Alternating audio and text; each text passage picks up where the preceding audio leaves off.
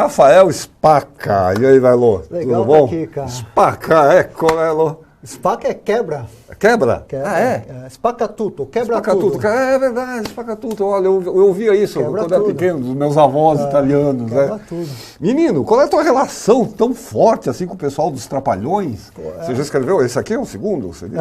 Ano passado eu lancei o Cinema dos Trapalhões. O Cinema dos Trapalhões. Por Quem Fez e Por Quem Viu, que era um conjunto de 132 entrevistas. Por quem fez e por quem viu. Porque eu convidei câmeras, contra-regras, os Trapalhões, enfim, toda a cadeia produtiva do Cinema dos Trapalhões para falar do cinema dos caras, né? Eles são responsáveis pelas maiores bilheterias do cinema nacional. Sem dúvida. E eu queria fazer um estudo do cinema. E convidei alguns críticos também para analisar. Quem viu. Eu sou quem viu. Né? E agora, esse ano, eu estou dissecando a produção em quadrinhos dos Trapalhões. Então, a produção em quadrinhos dos Trapalhões. Pouca gente sabe que tinha gibis, tinha revistas em quadrinhos dos Trapalhões. Né? Já nos anos 70, ali, 76, pela Block, já numa fase adulto, que mais combina com eles, com aquela verve corrosiva, politicamente incorreta dos Trapalhões, com muita piada, a Nega Maravilha, essas coisas que hoje não combinam com... Exatamente. Quer dizer, o humor mudou um pouco, né, de lá para cá. E aí, nos anos 80, com o César Sandoval, eles se tornam crianças e aí as piadas ficam mais amenas. Né? Essa é uma ilustração do Jal, né, lá já na TV Tupi, na abertura dos Trapalhões. Ele escreveu um texto para apresentar o livro. O livro. E aí, aqui nesse livro, eu converso com um colorista, redator... Aqui é a capa de um dos gibis. Aventuras do Didi. Os Trapalhões. Aí tem uma história inédita, disponibilizada pelo Gustavo Machado. Que não foi lançada, porque... Aladidim. O Ayrton Senna morreu, e aí a editora deixou de publicar essa história, nós estamos publicando aqui. E aqui você tem depoimentos... De todo o pessoal que trabalhou com os Trapalhões nas HQs. Nas HQs. Né? O Dedé Santana... Foram vários desenhistas? Foram vários desenhistas, tanto na Block quanto na Editora Abril, depois na Scala. Né? O Bira Dantas é o cara que trabalhou com eles na Block, foi o grande desenhista deles, um dos grandes desenhistas. Bira Dantas, capa, justamente esse aqui que ele está mostrando. Fez a capa do livro. Né? E o Dedé Santana escreve o prefácio desse livro, contando que ele recebia esses gibis e disputava com os filhos dele quem lia primeiro. Quem que lia primeiro.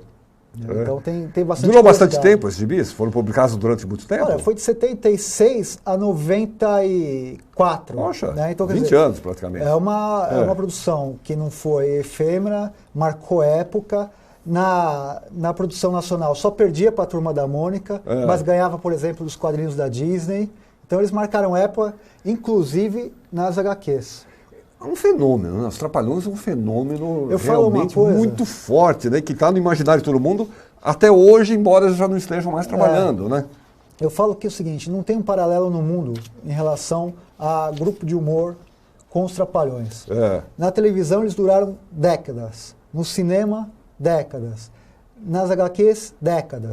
Né? O Gordo e o Magro, os Três Patetas, eles não conseguiram trabalhar em todas essas mídias, vamos dizer, né? E ficaram tanto tempo como os Trapalhões ficaram, né? Agora está tendo remake lá no canal Viva. Então, eles continuam em atividade. Continuam ativos, né? Continuam no ar, né? Vamos dizer assim. Aqui tem uns... como se diz? Uns... Model sheet. Como é que chama? São rascunhos, isso. Alguns chamam de model sheet. Bacana ver isso, olha aqui, né? O rascunho do desenho, como fica no final. Isso aqui é como que vai para a página ainda do gibi. Isso também é do Gustavo Machado, que você deu um arquivo imenso para compartilhar com o público. Né? Porque desperta a curiosidade, como que é feito. Nossa, pois como é que é feito e tal. E os roteiros, quer dizer, quem escrevia as histórias? Várias pessoas também? Várias pessoas. Várias pessoas. E tem uma curiosidade que eles contam aí, principalmente na época da Block, que tinha esse humor muito parecido com o que eles eram na televisão. Na televisão? Às vezes o roteirista da HQ quando eu ligava a televisão no domingo, falou, pô, essa piada eu contei na minha HQ. Então os redatores do programa... Havia uma mistura. Às vezes se alimentavam da produção da porque foi muito rica, né? E tinha muita coisa engraçada ali. Eles gostavam de se ver nas histórias de quadrinhos? Sim, né? Eles se liam e um brincava com o outro, né? Falava, você consegue ficar feio até desenhar. Brincava com o Mussum, falou, você vai gastar tinta de tanto que você vai com a bunda dele, que falava que a bunda dele era grande. Né? O Renato tinha um problema com a costeleta dele, ele queria tirar, outro não queria. Enfim, tem muita coisa de bastidores, como que é essa produção, porque hoje no Brasil só tem o Maurício de Souza de estúdio, né? de HQ. Estúdio, Mas produção naquela constante, época, né? tinha um cara chamado Eli Barbosa. Eli Barbosa, é verdade. Que é um cara que pouca gente conhece, né? E que ainda precisa ter a história dele precisa ser recontada, tamanha importância que ele tem para a HQ nacional. E ele produzia isso em estúdio, então as pessoas trabalhavam num lugar só, né? Então ali bolavam-se várias histórias, né? Então, um pouco da memória do Eli Barbosa é retratada nesse livro aqui. Aqui tem o original completo da história Velho Oeste Selvagem, roteiro de Lúcia Nóbrega, desenhos de Gustavo Machado. A história foi publicada na edição número 7 da revista Trapalhões, já pela editora Abril. Né? Isso aí eles mandavam para o editor e ele aprovava a história ou não. Ele aprovava a história, quer dizer, aqui não está ainda no formato final. Não, porque ainda falta colorido. Falta colorido, exatamente. Né? Então eles apresentam essas... Você percebe que os desenhos ainda não são... Ele apresenta como se fosse uma ideia para o editor-chefe. Né? Ele aprovando, dá autorização para pintar, para fazer o letramento, enfim, trabalhar toda essa questão da paginação. Que bacana ver isso, né? Legal ver esse processo de trabalho, né? Porque quando a gente pega na banca um gibi, acha que é uma coisa muito fácil. Vem pronta. Quer dizer, tem um cara que escreve. Tem um cara que desenha, o outro faz o letramento, tem o arte finalista, tem uma série de coisas, né? Até chegar na impressão mesmo, né? No final. Hoje, com a tecnologia, boa muita parte coisa desse se faz processo no computador, né, amor? Faz assim, mas antes era tudo... Isso aqui é tudo desenhado à mão, né? Tudo na mão. Tudo na mão. Nessa época não tinha esses recursos. Imagina. E é legal porque dá um traço diferente, né? Mesmo o computador que faz coisas maravilhosas, claro, mas o desenho à mão tem um acho traço. Que tem a questão do artesanal. O artesanal, e tem um trabalho, uma delicadeza a mais. Né? No computador, às vezes, é muito automático. Né? Você pega ali o personagem, joga e começa a manipular. Aqui, não, você tem que ter um trabalho com todos os detalhes, né? Aqui é bem Essa já é da Block, do Rigay, que já brinca com essa questão. Trapalhões apresentam Rigay. Imagina hoje, fazendo um exercício, isso na banca, né? Ia ter uma série de... ia criar uma celeuma. Passeata. Ia ter passeata. Queimar o gibi e tal, enfim. Queimar o gibi, essas coisas, né? Tem aí a capa do Mussum, que é a Nega Maravilha. A Nega Maravilha. Ele com seios enormes e jogava um laser pelo seio. Acho que está no começo do livro, enfim. Tem uma série de coisas. Nessa fase da Block, eles eram mais iconoclastas, né? Eles eram atrevidos mesmo. Eles eram moleques, né? Total. Moleques, total. Né? Eles brincavam. Eu lembro muito deles, eu faço uma comparação assim com os Mamonas Assassinos. Aquele humor escrachado mesmo, descompromissado e irresponsável. Rir de si mesmo. Rir de si mesmo. O que é um sinal de inteligência. Irresponsável, uma coisa que... Né, responsável no sentido gostoso da palavra. Não estou nem aí, fácil. Na televisão, eles brincavam com aquela questão do padrão Globo de qualidade. Né? Então, colocava-se no cenário lá um isopor simulando uma pedra, o Renato pegava e falava... né? O castelo do tio Arthur. Né? Aqui tem uma coisa engraçada, que é isso aqui. O que são? Brindes, moedas dos Trapalhões? Tinha uma determinada edição que eles vinha no gibi essas moedas. Essas moedas viraram um item de colecionador. Claro. Então, tem a moeda do tio Patinhas e agora tem a moeda dos Trapalhões. Também, que é quem tem, está bem guardado. Isso aí uma grana, né? Tá aqui, 15 anos de alegria, os Trapalhões. Aí tem uma do Mussum e Zacarias, outra Mussum escrevia com C cedilha.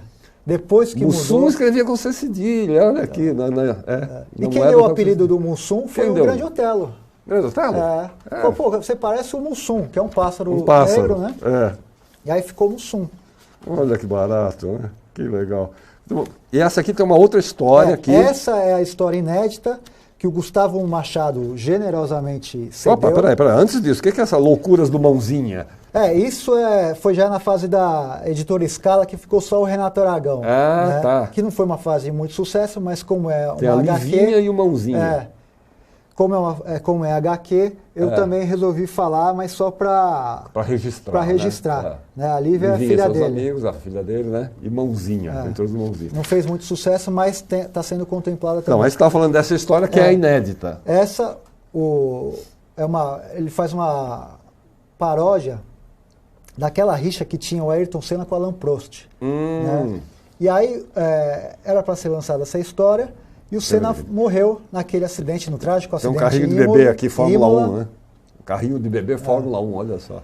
Ele faleceu naquele trágico acidente em Imola. E aí fala, não, vamos... Né? Claro. Porque foi uma comoção nacional e ficou anos na gaveta. E aí, quando o Gustavo soube que eu estava para lançar o livro, falou, tem essa história inédita. Eu falei, então agora é hora de mostrar. Né? O luto passou. Ainda está, na forma não final, porque não está colorido. Porque não foi publicada, não né? Foi publicada. E ele ficou... Estou vendo que tem um rascunho aqui, escrito título. Deveria ter um título aqui em cima. E tem uma questão que era interessante. Isso, normalmente, ficava na editora. Os próprios desenhistas não tinham os originais, né? Porque era um contrato que todas as editoras faziam, que qualquer coisa que fosse produzido lá, ficava para a editora. Então, ter esse material é heróico, porque eles conseguiram um ou outro desenho da produção deles para disponibilizar isso. E tem as observações aqui, aumentar, não sei o quê, não colocar sobre o carro. Ainda estava numa fase mesmo de finalização, vamos dizer, né? Faltava colorir e tal, né? Didi Senes. E essa história do Senes, sabe como começou? O Mussum não sabia decorar texto, né? Ele falou, eu sou cantor, sou tocador de reco-reco. Eu não sou comediante. O Chico Anísio falou, faz o seguinte, toda vez que você falar alguma coisa, fala terminando com is. E aí ele falou isso. Homem, em vez de falar homem, que não tem graça, homens. E tudo terminado. Aí o Chico Anísio deu esse ensejo pro esse presente para ele, né? E virou um bordão. E hoje o Mussum, os Trapalhões, de uma maneira geral, são todos ícones, né? Viraram cults. Trapalhada nas estrelas. Aqui tá legal isso, então. Aqui se vê bem. Quer dizer, o que seria um primeiro desenho, primeiro trabalho, e aqui já numa fase mais finalizada. Já, né? Desse lado já Você vê que aqui, por exemplo, ainda não tem os balões não tem os balões com os diálogos, aqui já tem. É o mesmo desenho, né? Finalizado, e já com os balões. Que é para ter uma ideia como que é essa produção. Esse processo, né? Bem legal, né? É todo mundo, né? Todo um universo essa coisa da HQ, né? Geração Mangá. Você lançou agora, recente, como é que foi? Foi bacana demais, né? Os Trapalhões viraram o meu objeto de estudo. Eu estou agora pesquisando a relação deles com a imprensa, né? O que foi falado a respeito deles, enfim, como que foi essa relação, se ela foi turbulenta ou não, porque sempre tem essa reclamação que eles não foram muito bem tratados. Recebidos na imprensa. Tal, na imprensa. Eles eram meio subestimados, né? Por conta do humor prosaico, essas popular. Coisas. Mas sabe que isso tem uma inflexão quando Carlos Drummond de Andrade, nosso grande poeta, uma vez um jornalista ligou para a casa dele e falou assim, eu não posso atender porque eu estou vendo os Trapalhões. Aquilo mudou tudo. Mudou tudo, né? Aí o Caetano Veloso fez uma música para os Trapalhões, enfim, Milor Fernandes chancela os Trapalhões, mas Chico Anísio. Todo artista popular passa por esse problema. Passa por isso. Dercy Gonçalves passou por isso. Roberto Carlos, tanta gente. Odair José, enfim. Né, tudo que é popular tem um olhar meio enviesado. Os Trapalhões tiveram isso. Hoje eles se tornaram cults. Né? Exatamente. O Chaves, né? O Chaves também. Que é mais que o Chaves, né? A própria chanchada no cinema nacional brasileiro. O Mazzaropi passou por isso. Mazzaropi, né? E aí esse distanciamento histórico permite isso, né? Porque acho que passa um pouco do calor e aí as pessoas que chegam, os novos... Começam a olhar de uma forma diferente. Exato. Né? É um retrato de uma época. Você enxerga né? um valor naquilo. Né? Então, quer dizer, eles levaram milhões de pessoas aos cinemas, então eles formaram plateia. Foram campeões de audiência na televisão. Você vê toda vez que o Selton Mello dá uma entrevista, ele fala que assistia os Trapalhões nas férias, enfim. Então, se tem ele, tem eu, enfim, deve ter você, deve ter várias, um monte de gente, várias pessoas. Tem o Enéas. Onde se acha o livro, Rafael? Na editora Estronho. Editora Estronho. Ou também pela Amazon. Né? Pela Amazon. São dois lugares que você pode comprar virtualmente. Legal. Maravilha. Chama As HQs dos Trapalhões. O autor, que está aqui do meu lado, é o Rafael Spaca. Maravilha. Vem mais coisa por aí, né? Vem mais coisas, né? Mas era isso que eu ia falar, assim, ó. Eles levaram milhares de pessoas ao cinema. Nas bancas, com os gibis, formaram leitores. Tem a televisão. Quer dizer, eles ajudaram a construir parte da nossa identidade cultural. Né? Então, eles têm uma importância muito grande. E não se vê... fizeram parte da adolescência, da infância, da adolescência. No mínimo 3 gerações. De pessoas. No mínimo 3 gerações. E não se via bibliografia a respeito dos Trapalhões. E isso sempre me incomodava. Né? Então, agora, depois desse, a imprensa. A imprensa. Aí você vai voltar aqui para falar disso. Com certeza. Combinado, hein? Rafael, obrigado. Legal.